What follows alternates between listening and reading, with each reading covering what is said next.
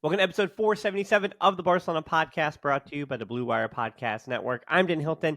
He's Emile Evanesian, and today we've got summer listener questions. And since there are no matches to worry about, we can just take our time with it, relax. What is it? Rest and relaxation, and see where it takes. Exactly. What do you think, Emile? Sounds good to me. Well, actually, unfortunately, because of Barcelona's financial situation and struggle doing anything related to registering and buying Yep. players and selling players, I lied a little bit. There is no relaxation. There is no rest. It is No. always all gas, no breaks when it comes here to FC Barcelona stuff. So that's why, again, I wanted to know kind of what the listeners. I do this on the Mhm. Facebook page, so if you want to be a part of that, it's free to get in. Just answer the questions. If you don't answer the questions, I don't let you in. If you do, I let you in. So this is where those listener questions came from this time. And as well as always a reminder for the Patreons, yes, I put it on Facebook, but if you ever have a question as a Patreon, just ping me, message me on Patreon, and we will answer that on the show. Those are of the utmost priority. Again, a reminder that the Patreon is as low as $3 to join. It helps keep the show going and all that different stuff. So I always forget to plug stuff at the beginning. I plug it at the end. So there you go. There's your plug. Nice. Another little plug here too is that the YouTube channel, I've written the scripts. Now it's time to film and edit, but I've done the homework already about a bunch of different history topics, and those are going to be coming out in the next few weeks. Just again, have to film them and edit those and do all those things. So we will have maybe even a history week where I go back and some of the ones that didn't get enough attention, I'll rehash in terms of the stadiums and da da da da da. Maybe even remake some of those. So we'll see what's happening with that. But for now, let's jump right into the listener question stuff. Starting with a question from Poncho. Even though it feels like every Kool-Aid is treble or bust, what would you consider a successful season for Xavi in 2023-24?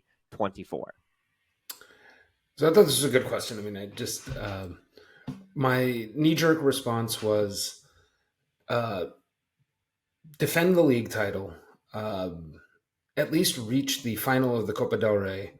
And as far as Europe is concerned, honestly, just get to the quarterfinals of the Champions League. I had a similar thing. A successful Yeah. season always has to do with the Liga. Historically, Mhm. it always has to do with the Liga. Especially after you just won it and won Right. it quite comfortably. Right. Defending it is even harder. Real Madrid Yeah. have already signed Jude Bellingham, and I'm not saying individual players matter because last summer Real Madrid signed as well, and they also might be doing more signing. And Atletico Mhm. Madrid might, well, they don't actually financially have any money to do more signings, but hey, they might fortify, dig deep, and if you see the Antoine Griezmann that you got in the second 60% of the season as opposed to the Yeah. first 40%, Atletico Yep. Madrid can contend in the league. Remember, they were in a worse situation than Barcelona. Well, not to start the league, but they were in a similar situation to how Barcelona were Yeah. last year at the start of this league season, and they got themselves all the way back up to a very comfortable third. So Atletico Madrid's also, I don't want to just throw them out with the bathwater just because they're also in a pretty negative situation. But I said that, yeah, it always has to do with the Liga, and then it's either the La Liga or the Copa del Rey. Where I know it sounds stupid that if Barca gets second or third in the Liga, win the Copa del Rey, and obviously everything, I think, unfortunately, instead of saying trouble or bust, Poncho, I think we should say Champions League or bust, because truly success in the Champions League is to a point what reiterates the success of the season. This season was interesting because I think it was successful because they did win La Liga and they did make the semifinal of the Copa del Rey, which again, I think whether it's the quarterfinal, semifinal, final, Copa del Rey, I don't think that matters too much. Winning it does matter though. And then, yeah, depending on the Champions League, they crash out in the group stage. So you could call this season a failure if you're only judging to the Champions League. But because, again, everything always has to do with the Liga, I think for success, then it was a successful season for Xavi. And then to me, I also think the Champions League should be group and matchup dependent. I mean, let's just say they win their group and then they get Man City in the quarterfinals anyway. So they breeze through the first knockout round, then they get Man City because that's how the draw is. Is that a failure? Is it a failure if you lose to Man City in the quarterfinals? I don't think so, right? I mean, it's the same thing. Like, what if Bayern Munich do get second in their group, and then Barcelona failed to get over the Bayern Munich hump in the first knockout round? I mean, I think, or Barcelona finish second and move on to the knockouts and do get Man City or Bayern Munich or whoever is a contender next season, right? In the knockouts, right? So it's so difficult to say because I really do think it's what were the expectations of all the matches you went into and how did you perform? Because again, even in the group with Bayern Munich, Barcelona, you feel like should be getting second. And then the irony of all that is, though, that Inter Milan reached the final. Inter Milan were in the final of the Champions League. If not for that miss on the doorstep, Pep Guardiola says it, and maybe we should say it too. If not for that miss on the doorstep, maybe Pep Guardiola and Man City don't win the Champions League. I mean, those are the small margins in Europe. And so the team that Oh, absolutely. Barcelona felt like they should have knocked out of the group stage are the same team that make the final and could have won the gosh darn whole thing. So it's one of those things where it's like, I mean, if they don't win the Champions League, it's not a failure. No. Yeah. But if they have to get to a certain level in Europe to make it a successful season. But in the same regard, Europe is so fluky that I mean they could win it and they could also not win it. And they could also go out in the group stage again. And I mean that would be Look, cataclysmic. I think there's a couple of things at play here. One in a weird sort of twist. I think how you were laying out Inter, the team that you know by you don't have to squint too hard to see a scenario where Barca, eliminate them in the group stage and advance to the knockouts. But I feel like Inter getting to the final and putting forth such a showing in the final, expectations just might be inflated for just kind of everybody because everyone will hope for a similar type of Cinderella run. And I mean, to your point, yeah. I mean, the first and foremost, I think I was actually looking at this, and Barca since 2018, 2019, each European campaign has ended at an earlier stage than the one prior to it. So it went from the semis against Liverpool to the quarters against Bayern and that debacle, and the round of 16 against PSG, and then lost in the group stage, but at which point it was the Eintracht Frankfurt and then Man City. So each and the run preceding that one was the remontada and the negative remontada in Rome. So at this point, get out of the Champions League group is honestly, if we're being really honest with ourselves, should be the true litmus test of at least sort of stemming the bleeding a little bit. And then I mean I'm with you absolutely from that point. It's a lot of it is the draw. I mean, and you can get lucky, and if there's upsets at the group stage, you might get a fortunate draw in the round of 16, and if there's upsets and whatever, yeah, you can absolutely kind of fall into a favorable draw and have if not a cakewalk, a much easier path to the semifinals than you otherwise might. Yeah, or conversely, you can run into Man City and just run into Man City on on two particular nights where they're really feeling it. Sorry, What's that? Manchester United. Manchester. Yeah. Well, I mean, just or you can run into just any any one of the other superpowers on a night where they're firing on all cylinders and it goes all wrong. So yeah, when it comes to the knockout stuff, it's always weird to say this particular stage would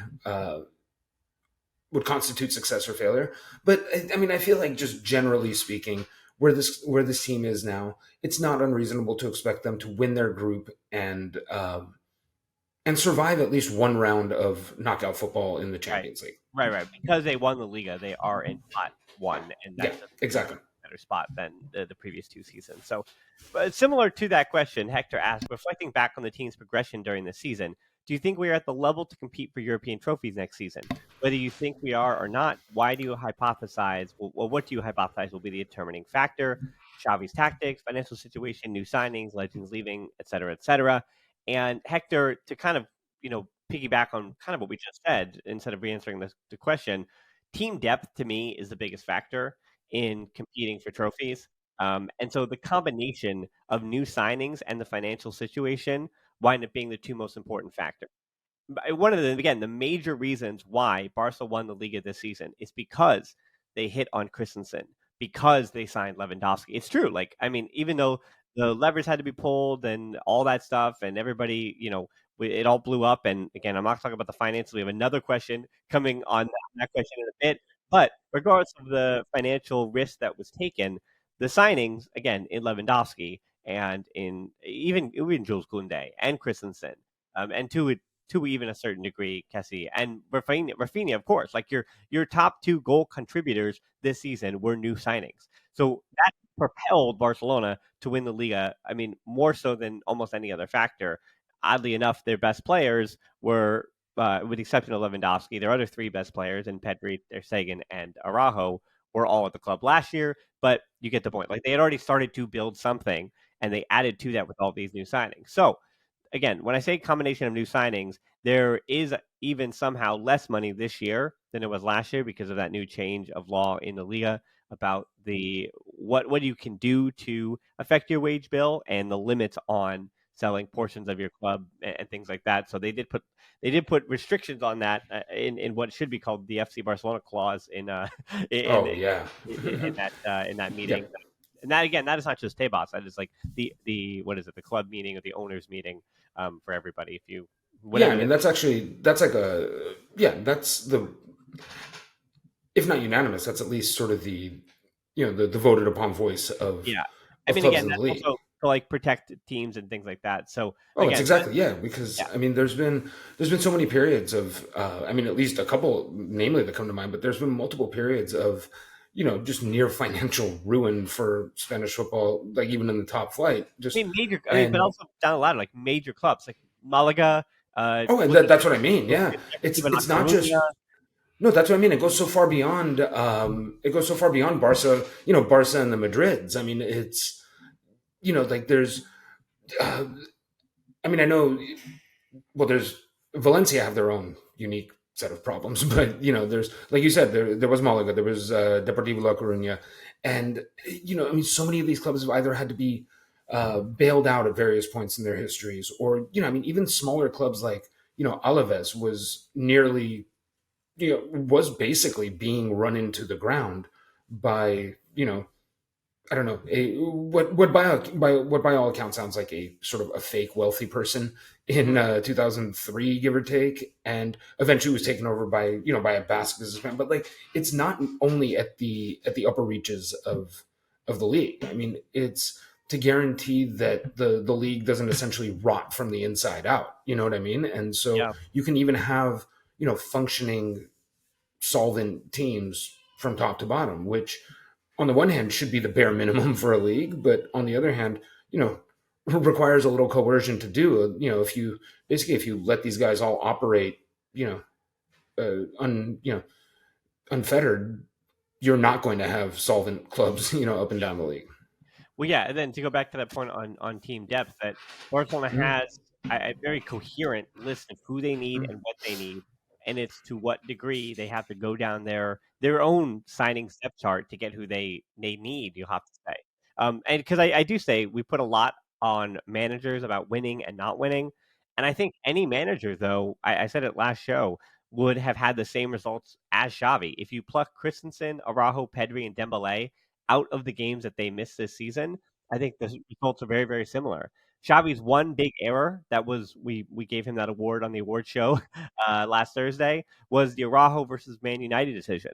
But even then, that's one mistake that bit him that we look back to and say Barcelona failed in Europa League because they lost to Manchester United because Xavi waited way too long to put Araujo back in the middle. But again, that is this one moment where Barcelona were already out of the group stage of the Champions League. They didn't move on, and by that, and even like the Copa del Rey, like the 1-0 Copa del Rey at Real Madrid was such a weird game, right? Is that for the only time ever Barcelona played like Real Madrid, but then in the second leg, Real Madrid were just much better. They were just and they won. And yeah, and then they beat Barcelona. They put them to the sword, and that was it.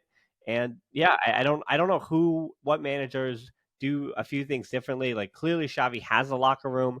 Again, there were only rare moments this season when I felt like players either weren't listening or tuning him out or frustrated or. But then he always brought them back in. I mean, like Rafinha, you'd have to look at his body language and say, oh, he's like totally out and he's done. But then look at the way Rafinha over the summer, and every time anybody asked him anything, what do you think about being a Barca? And he's like, yeah, of course, I'm going to stay. I want to play. I want to do it. I love Xavi, and that's the way it is. yeah, and I think, look, I think with the body language too, um, it's it's funny. So much of that gets put on a manager's doorstep, and because it is very much a two-way street. I mean, like, it's understandable if a player is frustrated for not getting the amount of run that they think they deserve, or getting substituted uh, earlier than they thought they should have. If at all. Like, most of these guys never want to come out of a game, and so uh, when someone says, I don't think Xavi has done anything that would constitute sort of, quote, losing the locker room, like actually sort of poisoning the well, or, genuinely sort of setting fire to these relationships or undermining his players or anything like that.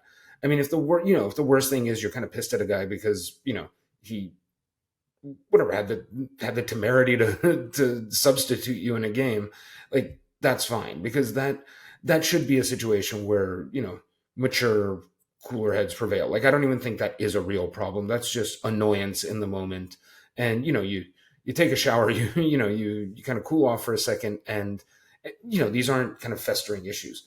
Well, And I yeah, I mean, mean, it's but tough. I think that end, and I think that like Rafinha, I always bring him up as, as an odd example because he fits a weird role in the team. Where I think some of the other guys in the middle parts of their careers, like De Jong, like Ter Stegen, because of the recent failures, like those guys are desperate to win trophies. Like, of course, there is buy-in because they needed something new. They needed a fresh start. I mean, even if they believed in Koeman, and I mean, I don't know if anybody believed in Kike Setien, but even if they believed in the end of Valverde and right and didn't want him out, like there is still something in that level or that age of player that wants it.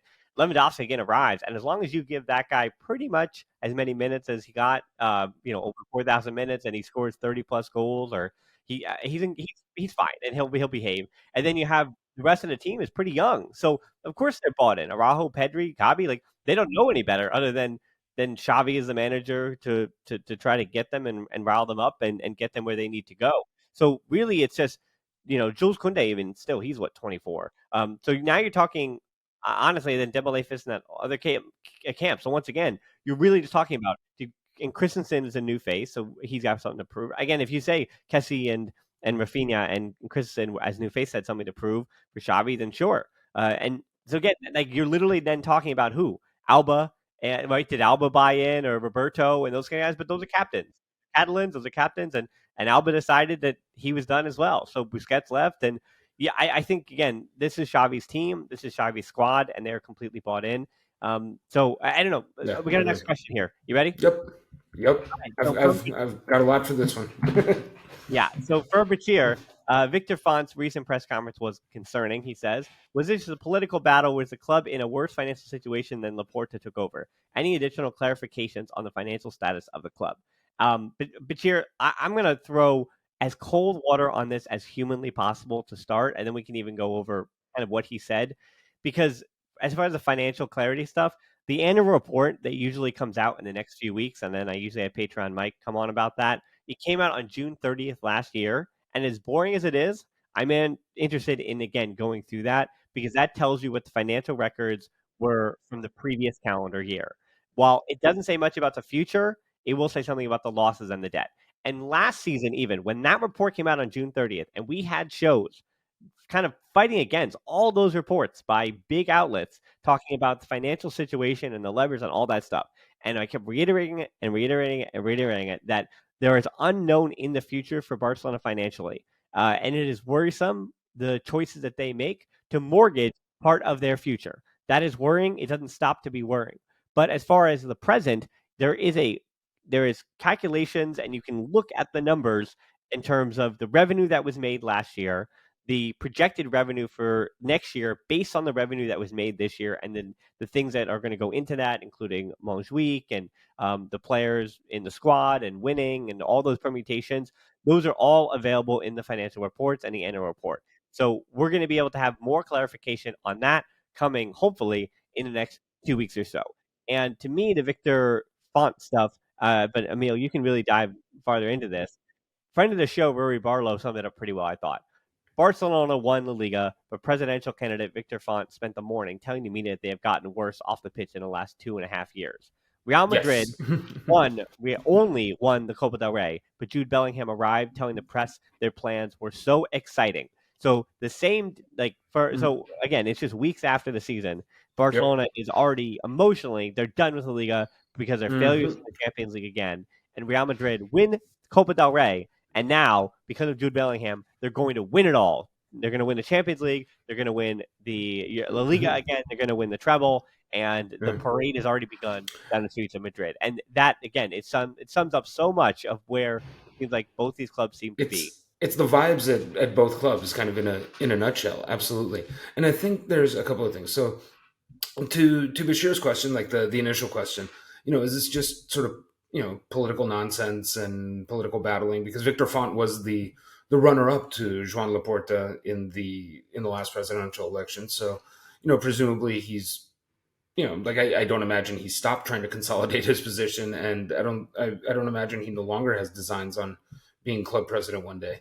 Um, I mean, my answer is probably both. I mean, again, like you said, without knowing um, the actual dollars and cents, or euros and centimos, to you know, like, is it actually literally worse or not? I don't know. I mean, the one thing that I suppose we can say is, they pulled all the levers. They have, they've essentially tapped as all of the financial spigots that they can to, I guess, be or stay solvent and bring in some new players. Yeah, on the pitch it worked. They won the league, and a little bit of the positivity came back. At the very least, we can say. I mean, I would be shocked if a a completely transparent look at the club's finances suggests that they are dramatically better off in terms of being, more profitable or less saddled by debt.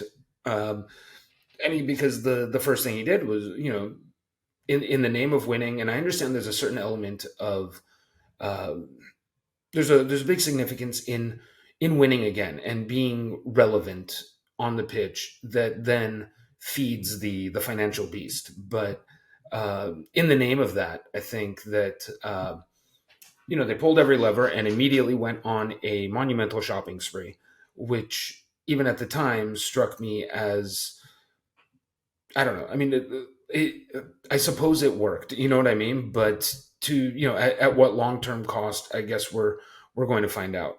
Now, the one interesting thing is that another article that I was reading in Sport today, so said that what is this guy's name? I want to make sure that I get the name right. It's one of the vice presidents of finance, Edward Romeu. Apparently, at the time of Laporta's election and return to the presidency, um, he was one of the. I mean, he's a financial vice president, so he's going to be front and center on these things. He was apparently beating the drum, at least as this article says. It doesn't seem entirely unbiased, but the facts hold. I mean, Romeo has said many times when this new regime came in, give us 2 years. Like we invited, we inherited this, just completely toxic situation. We're gonna have to clean everything up, whatever. And now it's like, was it 30 months on, 28 months on?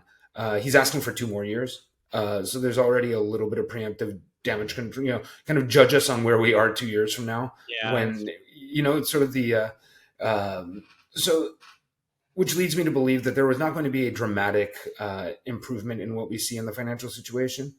Um, I mean, that being said, I would also, I think there's a good bit of validity to what Font said, but at the same time, I think there is a massive bit of political posturing, because he also managed to very deftly slide into his comments that had he been elected, Lionel Messi would still be here. The club would have somehow managed to sign Erling Haaland, and he teased the possibility of a future return for Pep Guardiola. So, I mean, dude's working, dude's working his angles too. I mean, I think that was the issue where you could poke holes in a number of the things that Yeah, Font said about.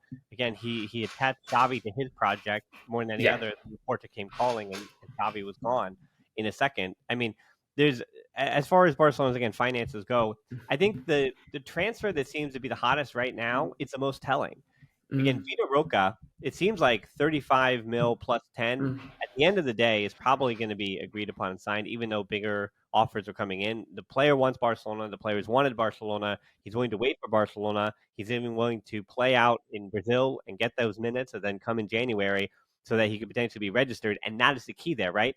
if Vitor Roca is the first deal done, that is almost confirmation that Barcelona again have the revenue to buy players. It's not about the transfer fees as well. Of course, they to a limit, right? They can't go out and have 250 million in transfer, uh, in the transfer bucket and pay for all that. But and it's also, I mean, those contracts are really important too. Is how long are those contracts and what is done with those contracts. But again, those contracts is also what dictates whether or not they could register them in the Liga. So how much money are they agreeing to sign these players for how many years and things like that. Those are even more key factors than the transfer numbers, as we always say.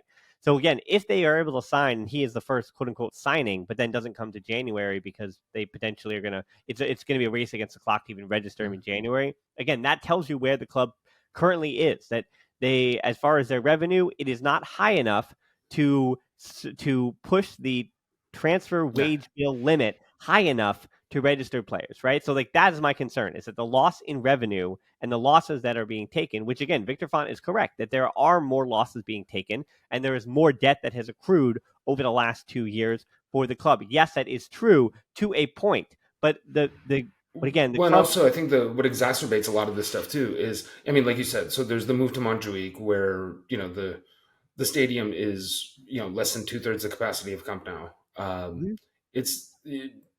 It's not the sort of the tourist destination the Camp Nou is. So, and there's already been a lot of noise from season ticket holders and the socios that demanding that the price of next season's season ticket be reduced, just because of we're not going to Camp Nou. We're going to this also essentially an also ran stadium, to which transport is kind of a nightmare. Yeah. If you have a scooter, it's okay. There's nowhere to park cars. There's not really a train that goes there. Um, and your best bet is, I guess, to scramble a whole bunch of buses or people walk.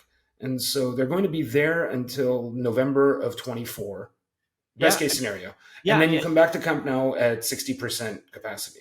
right, and then you look at the revenue that is made at the gate. As I always say, Yeah. Barcelona is a major gate club. Same thing as Yeah. Borussia Dortmund. Like those are clubs that Yeah. really do put a heavy focus on the revenue gain through the gate.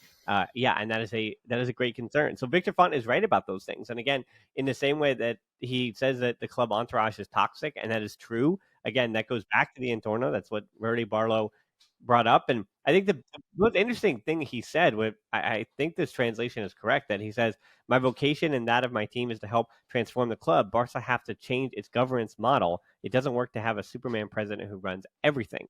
And to me, that is the most political thing that he could have possibly said, because I think some people tried to make him out into this villain who's in the pocket of big whatever and going to try to change the model of the socios and things like that.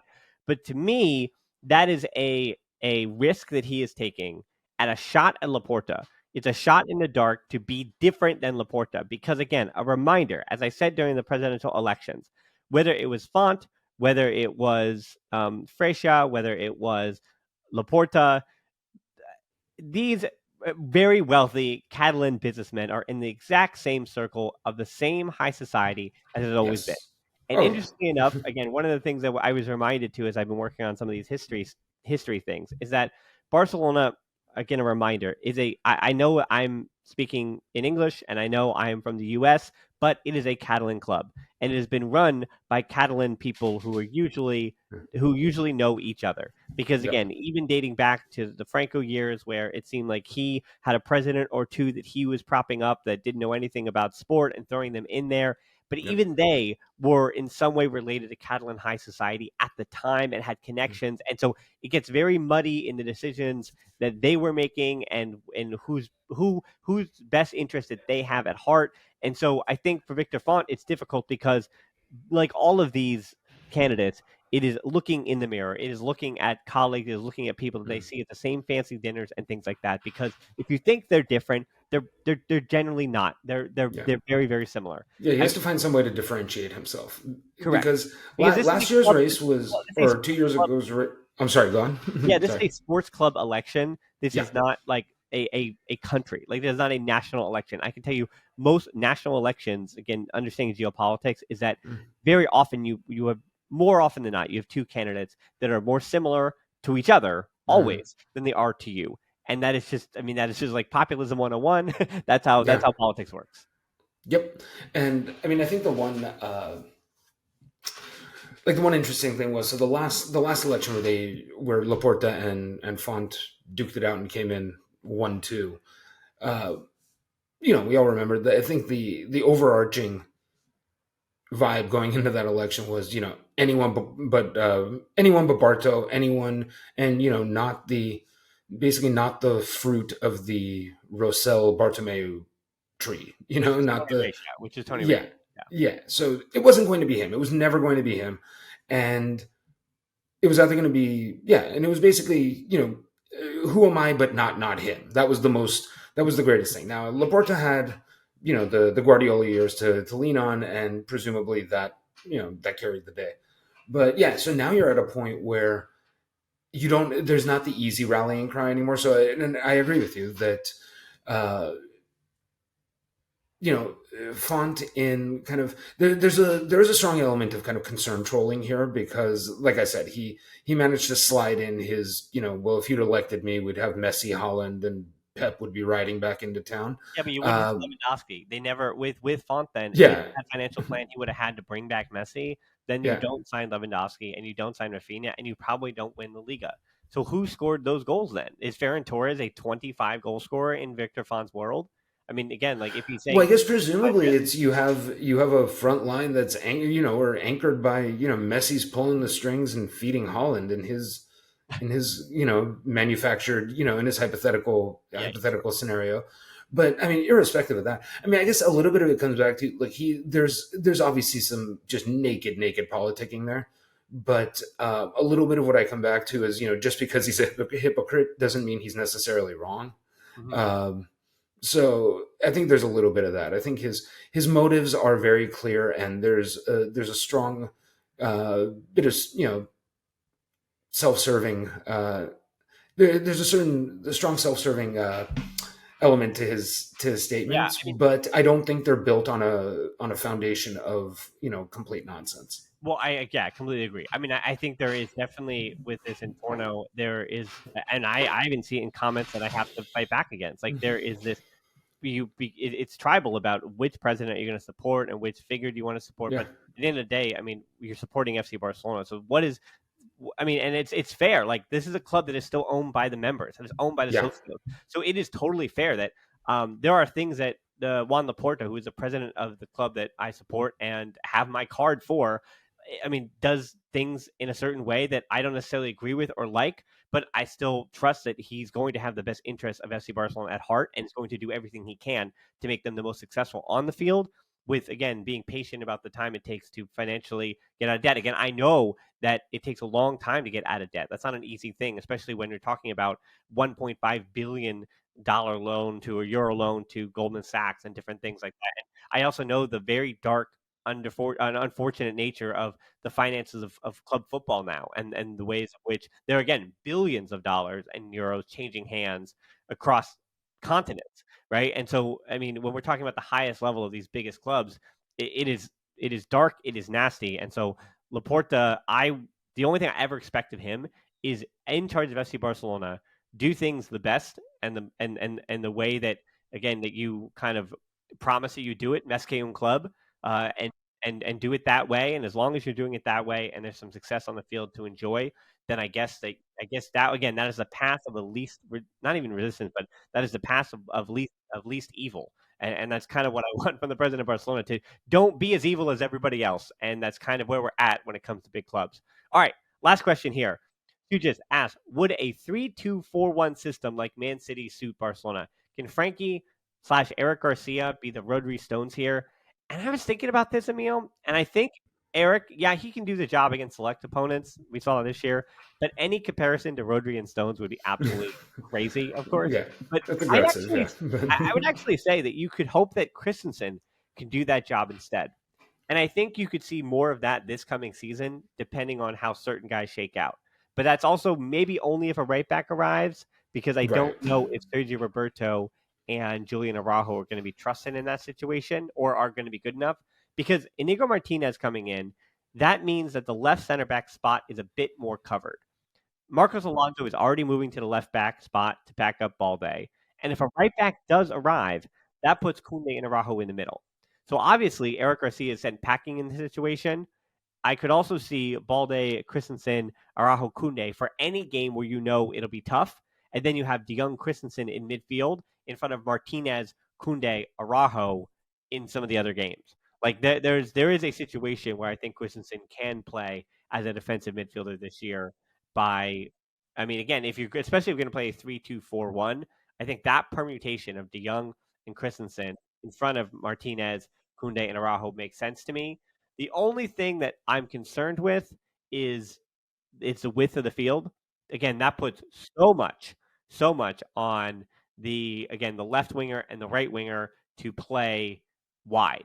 And so Xavi would not be able to play if it's sorry Christensen and De Jong as the as a double sorry as a double pivot, and then you have Martinez, Kunde, and Rajo in a three behind.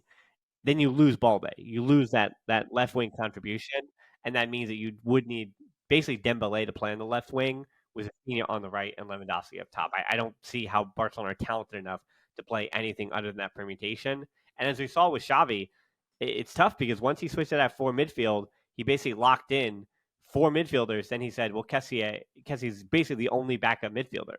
So you do limit the number of options you have. Again, especially if he's going to do that 3-2-4-1, you're basically burning any use for Julian Araujo or for Sergio Roberto, and you have to figure out, okay, so is Balde then is he our left winger? And I think the answer then would have to be yes. He would be the left winger in that system regardless. And then you have Dembele likely on the right or Rafinha on the right, depending on who's healthy and fit, and then Lewandowski up top. So I could definitely see, and I didn't mention Pedri and Gabi, but I'm just throwing them in because it's the understanding that Pedri and Gabi are the two Well, highest. they're in there. Yeah, yeah. Yeah, I mean, I'm inclined to agree, and I do think that, like you said, I mean, Balde offers so much value out wide on the left, and in that formation, you would lose some of that. And so, yeah, I agree with you that I think to play that 3-2-4-1 would necessitate Balde becoming your left winger, and presumably assuming Dembele and Rafinha are both healthy and both still here. Um, yeah, they kind of man the other side.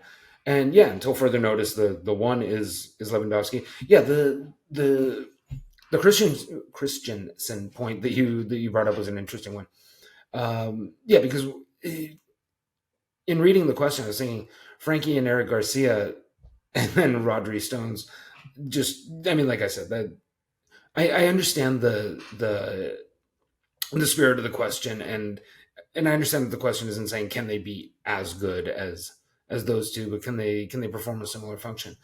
Um, but the point that you make about Christensen in rather than Eric in that spot uh, is an interesting one. I mean, especially given the defensive trio that you laid out, playing behind them. When it comes to that, I mean, I have a difficult time kind of truly sort of conceiving of what I do think it would look like. But look, I mean, I think, and you said this about Eric Garcia. I think we had this conversation, around the end of the season, if I'm not mistaken. You just said it in your comments about Eric, which is he's a he's a decent, useful player for a particular level of opposition.